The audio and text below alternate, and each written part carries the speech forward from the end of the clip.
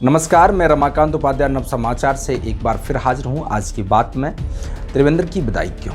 उत्तराखंड के अब सरकार के बचे कार्यकाल की जिम्मेदारी संघ के प्रचारक तीरथ सिंह रावत पर आ गई है। तीरथ सिंह रावत नए मुख्यमंत्री बन गए हैं। बात पूर्व मुख्यमंत्री त्रिवेंद्र सिंह रावत की कुर्सी जाने की करें तो एक नई कई वजह है। लगभग 4 साल सीएम रहे रावत की गद्दी जाने की बड़ी वजह राज्य के 4 जिला चमोली, रुद्रप्रयाग, अल्मोड़ा और बागेश्वर के मिलाकर नया गैरसैंण मंडल बनाना माना जा रहा है। हालांकि में यह अकेली वजह नहीं है जिसके कारण रावत को कुर्सी गंवानी पड़ी है। वह इससे पहले भी कई ऐसे फैसले कर चुके हैं जिनकी वजह से भाजपा आलाकमान को उन्हें हटाने का फैसला करना पड़ा।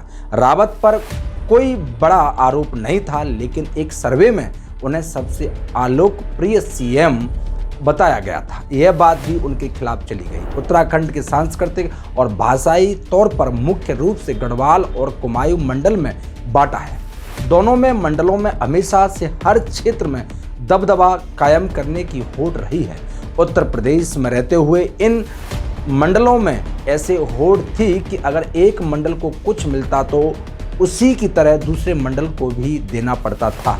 इसलिए रावत ने गढ़वाल के हिस्से को गैरसैंण मंडल कुमाऊं के 2 जिलों अल्मोड़ा और बागेश्वर को शामिल किया तो पूरे कुमाऊं में सियासी तूफान आ गया। ऐसे कुमाऊं की अस्मिता और पहचान पर हमला माना गया है। सरकार के फैसले के खिलाफ पूरे कुमाऊं की भाजपा नेताओं ने केंद्रीय नेतृत्व के सामने मोर्चा खोल दिया। अगले साल होने वाले विधानसभा चुनाव से ठीक पहले त्रिवेंद्र इस फैसले को उन्होंने आत्मघाती करार दिया। केंद्रीय नेतृत्व ने भी इसे गंभीर माना और त्रिवेंद्र को विधानसभा सत्र में बीच में ही खत्म कर तत्काल केंद्रीय पर्यवेक्षक रमन सिंह और दुष्यंत गौतम के साथ बैठक करने के लिए देहरादून तलब कर लिया।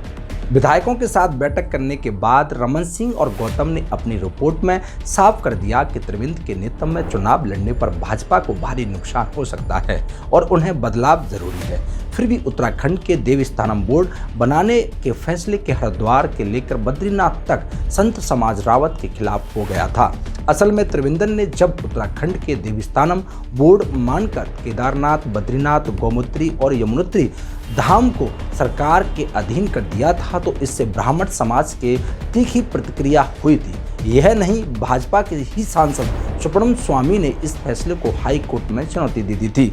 हालांकि में हाई कोर्ट में सरकार की जीत गई थी, लेकिन स्वामी सुप्रीम कोर्ट चले गए और अभी मामले पर सुनवाई हो रही है। त्रिवेंद्र इस फैसले को भाजपा आलाकमान भी खुश नहीं था। हरिद्वार से लेकर बद्रीनाथ तक संत समाज भी त्रिवेंद्र के इस फैसले के खिलाफ था।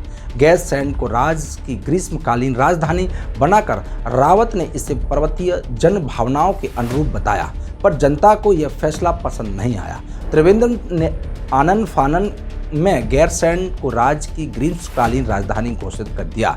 इस फैसले को उन्होंने पर्वतीय जन भावनाओं के अनुरूप बताया, पर जनता ने इसे नकार दिया।